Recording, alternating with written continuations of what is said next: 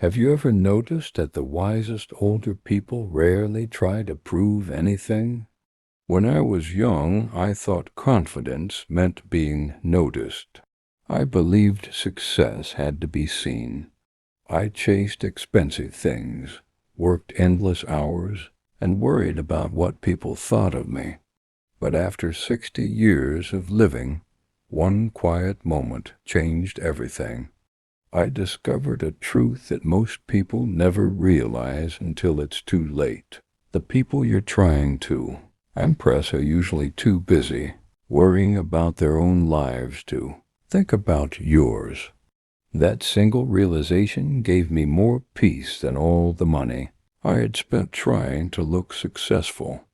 If you stay with me until the end, I'll share the lesson that completely changed the way I live, and it might change the way you see your own life too. When you're young, the world teaches you to stand out, wear better clothes, drive a better car, buy a bigger house, earn a better title.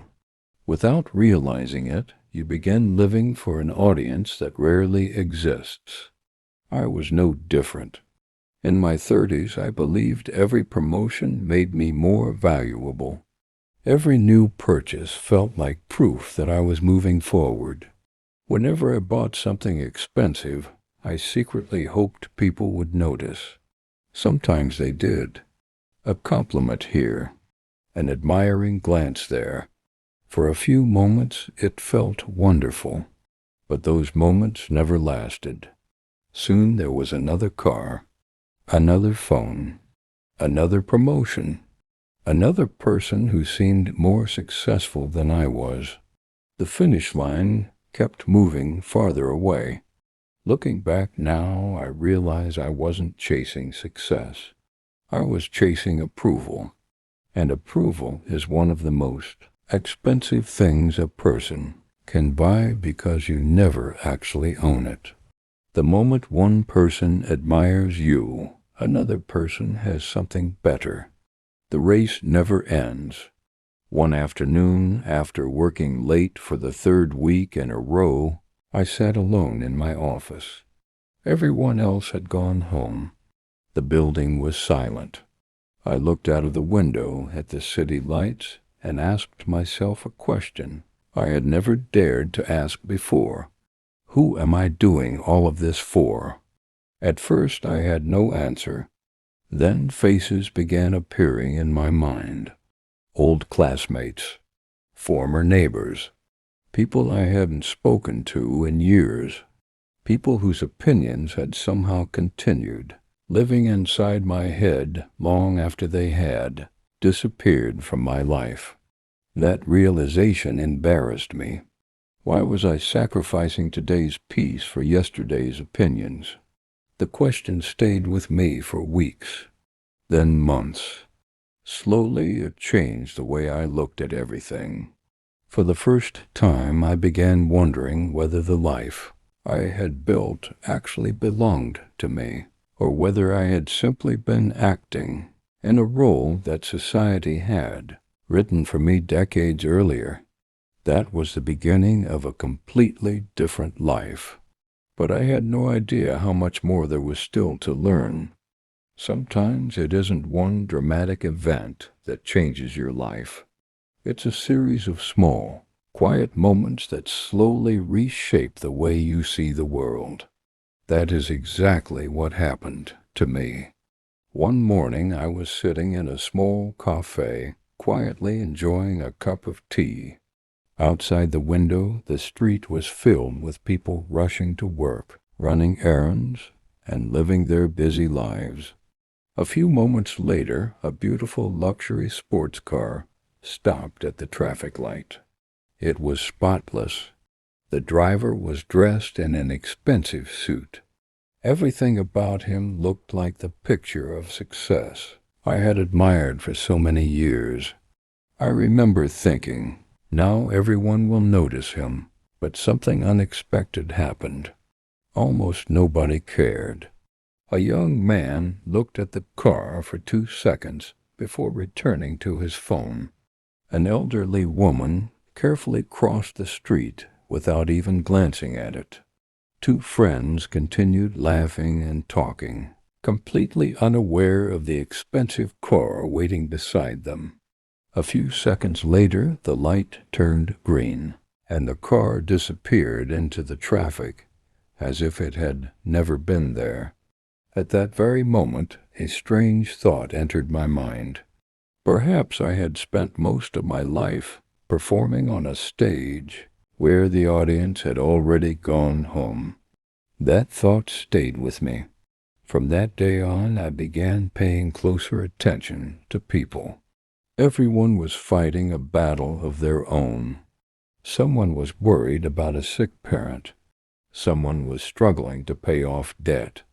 Someone was anxious about their children's future. Someone else was quietly carrying the weight of old regrets. And there I was, trying to earn the attention of people who barely had time to think about me.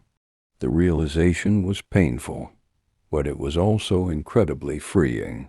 From that day forward, I began asking myself a different question. Do I really want this?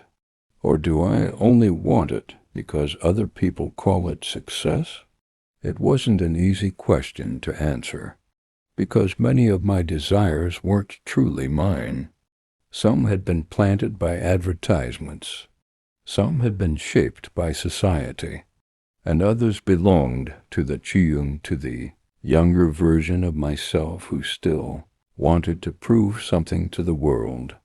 Little by little, I started simplifying my life.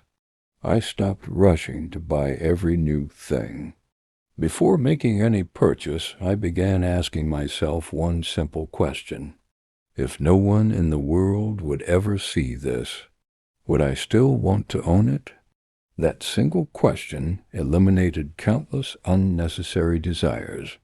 I realized that happiness isn't found in possessions. It is found in freedom, and freedom begins the moment you stop living according to other people's opinions. A few months later, I met an old friend.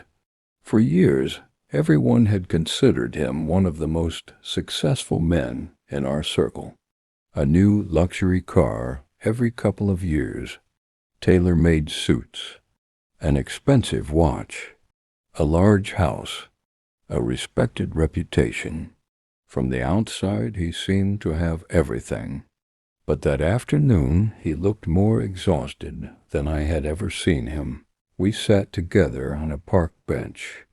After a long silence, he took a deep breath and quietly said, "I spent my entire life trying to impress other people, and now I can't even impress myself." There was a kind of tiredness in his eyes that doesn't come from working too hard. It comes from spending decades running a race that never truly ends. His words stayed with me long after we said goodbye. For the first time, I understood that the hardest prison in the world doesn't have locked doors. You are free to leave, yet you remain trapped by the opinions of people who are too busy living their own lives to notice yours. That day I made a quiet promise to myself. I would spend the rest of my life seeking peace instead of applause. But I still had one important lesson left to learn. And that lesson would come from a man who owned very little. Yet in many ways he was the wealthiest person I had ever met. A few years after that conversation, life introduced me to a man I will never forget. His name was Thomas. He wasn't famous. He wasn't wealthy by the world's standards. He lived in a small house on the edge of a quiet town. His car was nearly 15 years old. His clothes were simple, clean, and comfortable. If you passed him on the street, you probably wouldn't notice him at all. Yet there was something about him that immediately caught my attention. He always seemed calm. No matter what was happening around him, he never looked rushed. He smiled easily. He listened more than he spoke. and whenever people were with him, they somehow felt lighter. One afternoon I visited him at his home. His backyard wasn't large, but it was full of flowers, vegetables, and birdsong. He poured 2 cups of tea, and we sat beneath an old oak tree. For nearly an hour we talked about life. Not money, not politics, not success, just life. At one point I asked him a question that had been on my mind for months. "Thomas, you had a successful career. Why didn't you buy a bigger house or a newer car like everyone else?" He smiled quietly before answering. "Because I realize something most people never do." He took a slow sip of tea and continued. "Every expensive thing you own asks for something in return. A bigger house asks for more cleaning. A luxury car asks for more attention. More possessions ask for more worry. And eventually your things begin owning your time." His words settled into my mind like seeds. I had never looked at possessions that way before. He wasn't against owning nice things. He simply refused to become their servant. Then he looked toward the garden where butterflies floated between the flowers. "Do you know what my greatest luxury is?" he asked. I expected him to mention retirement, or financial security, or good health. Instead, he smiled and said, "I can wake up every morning without needing to impress anyone." For a moment, neither of us spoke. The only sound was the gentle wind moving through the trees. Then he continued, "I've watched people spend 40 years climbing ladders they didn't even want to climb. They worked longer than necessary. They borrowed money to impress strangers. They sacrificed dinners with family.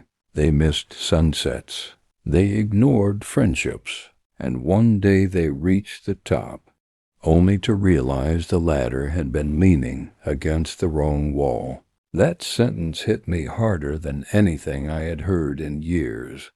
How many people spend their lives chasing goals they never stopped to question? How many dreams actually belong to someone else? As I drove home that evening, I couldn't stop thinking about Thomas. He owned less than many people I knew, but he possessed something far more valuable. He owned his mornings, his afternoons, his evenings, his peace. He wasn't rich because of what he had. He was rich because of what he no longer needed. That realization completely changed the way I measured success.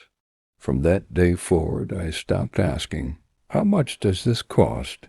Instead, I started asking, "How much of my life will this cost me?" Because every commitment demands time. Every possession demands attention. Every unnecessary desire quietly steals a little more freedom. And by the time we reach our 60s and beyond, freedom becomes more precious than almost anything money can buy. Little did I know life was about to give me one final lesson. A lesson that would make me understand why the happiest, older people often choose to live the simplest lives. A few years after meeting Thomas, I attended the funeral of a man who had once been considered one of the most successful people in our town. He had built a remarkable career. He owned beautiful homes, luxury cars, expensive watches. People admired his achievements for decades. The church was full of family, friends, former colleagues, and neighbors. As I listened to the people sharing memories of his life, something unexpected happened. No one talked about the size of his house. No one mentioned the brand of his car. No one remembered how expensive his suits had been. Instead, they spoke about his kindness, They remembered how he stayed with a friend during a difficult time. They smiled while telling stories about the afternoons he spent playing with his grandchildren. Someone spoke about the advice he gave to a young man who had lost hope. Another person remembered the way he always made everyone feel welcome. As I sat there quietly, one thought echoed in my mind. In the end, people remember how you made them feel, not what you owned. That afternoon, I drove home in complete silence. When I opened my front door, I looked around my house differently. Every room seemed to ask the same question. Does this add peace to your life, or does it simply add responsibility? Over the following months, I began letting go of many things I no longer needed, not because I had become poor, but because I had finally become free. I donated clothes I never wore. I sold items that had been collecting dust for years. I stopped buying things simply because they were fashionable or impressive. And with every unnecessary possession that left my home, it felt as though a little more weight had left my heart. The strange thing was this: the less I tried to impress people, the happier I became. I slept better. I worried less. I laughed more. I found joy in ordinary mornings, long walks, quiet evenings, and simple conversations. For the first time in my life, I wasn't living according to someone else's expectations. I was living according to my own values. If you are over 60, let me share something I wish I had learned much earlier. You do not have to prove that your life mattered. You do not have to compete with younger people. You do not need a larger house to show you've succeeded. You do not need expensive possessions to earn respect. The people who truly love you already know your worth, and those who judge you by your possessions will never be satisfied anyway. As we grow older, time becomes our greatest treasure. Every sunrise is a gift. Every peaceful afternoon is a blessing. Every honest conversation is an opportunity we may never have again. Guard those moments carefully. Spend your energy on people, not appearances. Invest your time in memories, not in comparisons. Choose freedom over approval. Choose peace over prestige. Choose purpose over performance. Because one day, every one of us will leave this world exactly the same way. We cannot take our titles with us. We cannot carry our wealth. We cannot pack our achievements into a suitcase. What remains is the love we gave, the kindness we showed, the wisdom we shared, and the lives we touched along the way. That is the only success that never fades. So if there is one lesson I hope you remember after today's conversation, it is this: the wisest people after 60 stop trying to impress others because they finally discover that the greatest achievement in life is not being admired. It is being at peace with yourself. If these thoughts spoke to your heart, I invite you to reflect on them the next time you enjoy a quiet cup of tea or watch the sunset from your window. And if you know someone who may need this reminder, share this message with them. Until next time, take good care of yourself. Be kind to those around you. Treasure the time you still have. And never forget, a simple life filled with peace is worth far more than a complicated life filled with applause. Thank you for listening, my dear friends. May your days be gentle, your heart be light, and your journey be filled with quiet happiness. Goodbye for now.